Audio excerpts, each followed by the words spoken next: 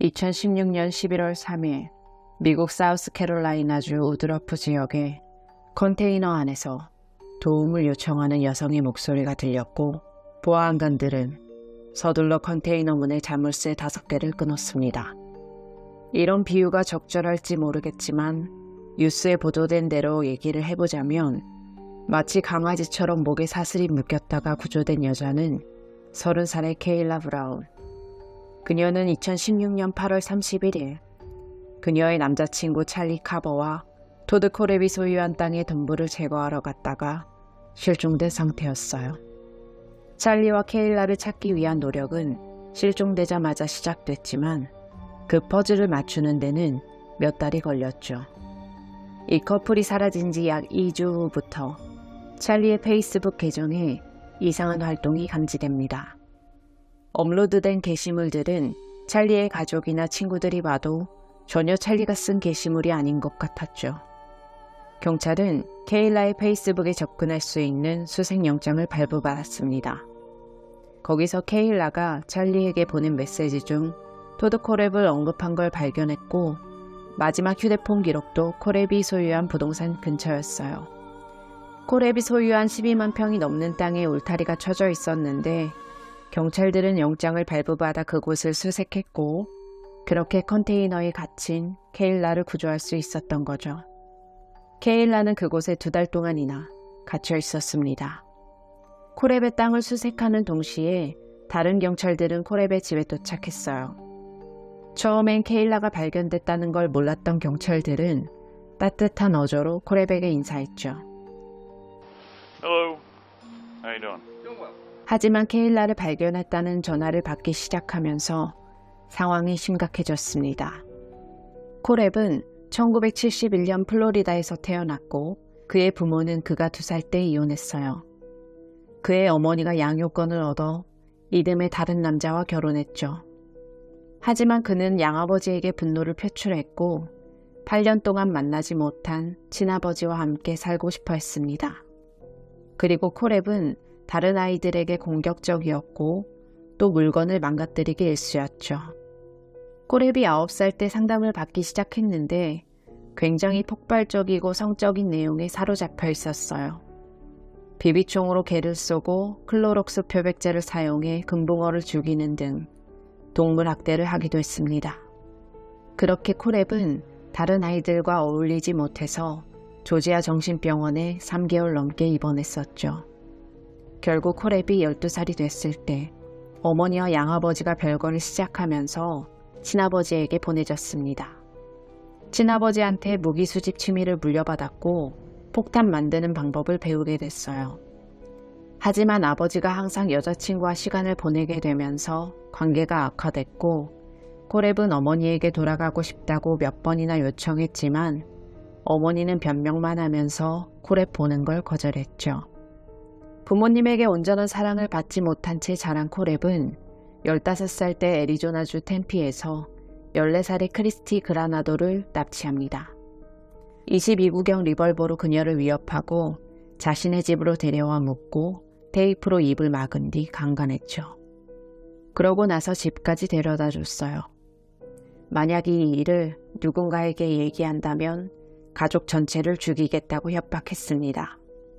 하지만 크리스티는 용감하게도 이 일을 신고했고 1987년 코랩이 16살이 됐을 때 납치 혐의에 대한 유죄가 인정되어 징역 15년을 선고받고 성범죄자로 등록됐죠. 2001년 8월 코랩은 14년의 복역 끝에 석방되어 그의 어머니가 거주하는 사우스캐롤라이나로 이주합니다. 감옥에 있는 동안 그는 센트럴 애리조나 대학에 다니면서 컴퓨터 과학 학사 학위를 취득했죠. 머리는 꽤 똑똑했던 것 같아요. 그리고 2002년 1월부터 2003년 11월까지 스파르탄버그에 있는 한 회사에서 그래픽 디자이너로 일하기도 했고 사우스캐롤라이나 업스테이트로 편입해서 마케팅 경영학 학사 학위까지 취득했습니다. 성범죄자로 등록되어 있음에도 불구하고 코랩은 중범죄 혐의에 대해 거짓말을 하고 2006년 6월 31일 공인중개사 허가까지 받게 되죠. 그리고 12명의 직원을 둔 회사를 설립하게 됩니다. 아주 잘 나갔어요. 캐롤라이나 지역에서 정평이 나 있는 공인중개사였으니까요. 열심히 돈을 벌었고 2014년 5월에 그는 무어 커뮤니티에서 14km 떨어진 지역에 위치한 12만 평이 넘는 토지를 구매했고 8만 달러의 비용이 드는 울타리까지 설치했죠. 자신의 집을 코렙에게 판매했던 한 고객은 그를 매우 외향적이고 전문적인 사람으로 기억했지만 또 한편으로는 종종 자신의 총기에 대해 얘기하고 미묘하게 성적인 농담을 했다고도 합니다. 그리고 자주 갔던 와플하우스 레스토랑이 있었는데 그곳에서 웨이트리스에게 치근덕거려 이후로는 남성 웨이터가 주문을 받는 일도 있었다고 했어요. 그리고 시간이 지나 케일라가 실종됐던 날, 코렙은 그녀와 동행 중이던 찰리에게 그 어떠한 경고 없이 총을 쐈죠. 케일라는 그 상황이 너무 갑작스러웠고 충격을 받게 됐어요. 코렙은 찰리를 죽이고 케일라를 2달 동안 컨테이너에 가둬두면서 매일 1시에서 3시 사이에 와서 그녀를 때리면서 그가 성적으로 원하는 것은 무엇이든 하게 만들었습니다. 말 그대로 성노예였던 거죠. 게다가 코렙의 다른 희생자들의 무덤을 보여주면서 탈출하지 못하도록 협박까지 합니다. 코렙이 체포된 후 그의 사유지에서 카버의 시신과 함께 시신 2구가 추가로 발견됐어요. 이들은 2015년 12월 22일에 실종 신고가 되었던 스파르탄버그에 살던 조니조 콕시와 메건리 콕시 부부로 확인됐죠. 찰리와 케일라가 겪었던 일과 비슷했습니다. 참고로 메건은 아까 말씀드렸던 와플하우스에서 일했던 웨이트리스였어요.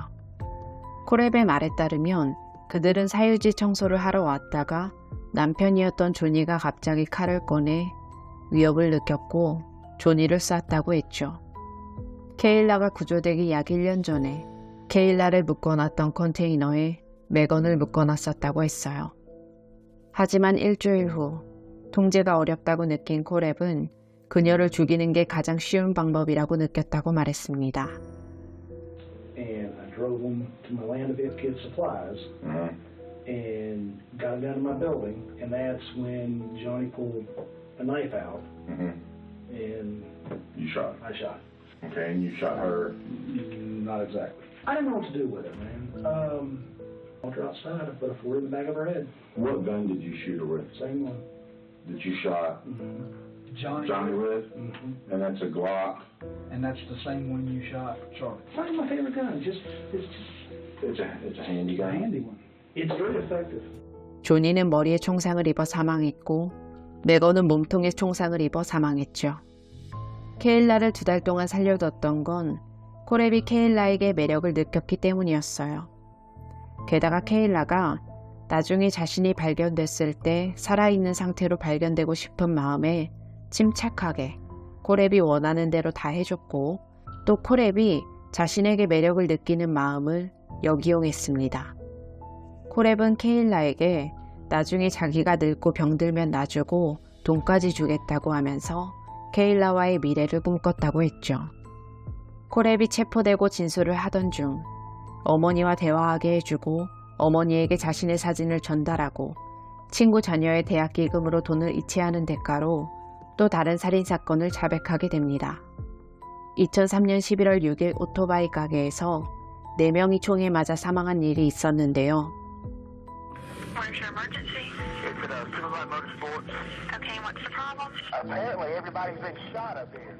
Everybody's laying down in a pool of blood.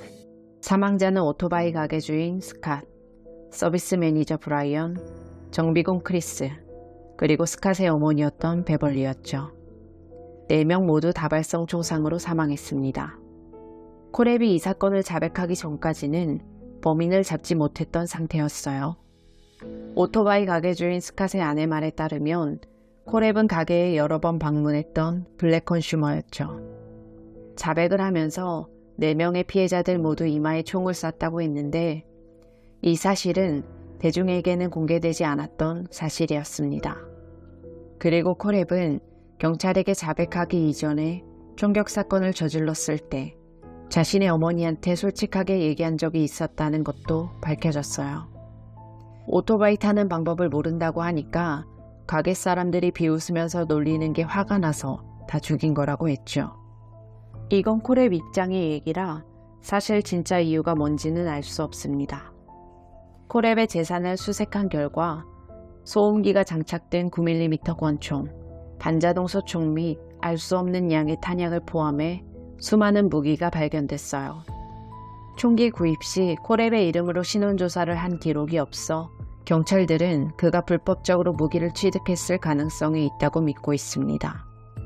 그리고 그가 아마존 사이트에서 구매한 자물쇠, 삽, 칼 같은 다양한 품목에 이상하게 적어둔 수많은 제품 리뷰도 발견했죠. 콜랩은 앞서 언급한 피해자 외에도 다른 피해자가 많다고 주장했지만 확실한 연관성은 발견되지 않았어요. 2017년 5월 26일 콜랩은 오토바이 가게 총격 사건에 대한 4건의 살인 혐의와 케일라 남자친구 카버와 콕시 부부에 대한 3건의 살인 혐의 및 케일라 납치 혐의 그리고 성폭행 범죄에 대해 가석방 가능성이 없는 7번의 종신형을 선고받았습니다. 스파르탄버그 카운티 검찰은 이번 사건에 대해 사형을 구형할 수도 있었지만 4년 전 주 정부의 독극물 주사제 유효기간이 만료되자 사형을 선고하지 않기로 결정했다고 밝혔죠. 2020년 8월 콜랩의 소지품 중 일부가 경매에 나갔고 수익금은 피해자 가족들에게 기부되었습니다. 조금 분통 터지는 얘기를 하나 하자면 콜랩의 어머니인 레지나는 콜랩이 한 살인 행위에 대해 도드는 괴물이 아니었어요. 즐거움을 위해서 한 것도 아니었고 화가 나고 상처받아서 그런 거예요. 라고 했고 케일라의 남자친구 카버를 죽인 것에 대해서는 카버가 심술궂고 바른 말을 했기 때문이라는 이해할 수 없는 말을 하기도 했습니다. 그리고 레지나는 2017년 4월 23일 사우스 캐롤라이나 자택에서 숨진 채 발견됐죠. 심장병과 폐 질환인 COPD를 앓고 있었으며 자연사했다고 밝혀졌어요. 아들의 최종 선고를 보지 못하고 떠났습니다. 온전하게 보호받아야 했을 그의 어린 시절에 그가 정작 필요로 할 때 부모들은 그 옆에 있어주지 못했어요. 하지만 모든 선택은 콜랩의 선택이었고 평생을 잊기 힘든 트라우마 속에 살아야 하는 크리스티와 케일라 그리고 피해자분들의 가족들을 생각하면 절대 용서받을 수 없는 일이죠. 안타깝게도 케일라에게는 사건 이후 만났던 약혼자가 스스로 죽음을 선택하는 일이 있기도 했고 이후 2019년 7월 동거하던 남자친구를 폭행한 혐의로 기소되는 일도 있었습니다. 결국 $2,000의 보석금을 내고 석방됐죠. 그리고 콜랩의 재산 중 $630만, 하나 약 83억의 손해배상금을 받았습니다. 그녀의 변호사는 그녀는 분명히 힘든 시간을 보내고 있다고 했어요. 다른 피해자의 가족들에게도 콜랩의 재산이 배분되었죠. 돈만으로 가족을 잃은 슬픔과 분노가 사라지진 않을 겁니다. 억울하게 희생당한 피해자분들의 명복을 빕니다. 지금까지 고요한 밤이었습니다.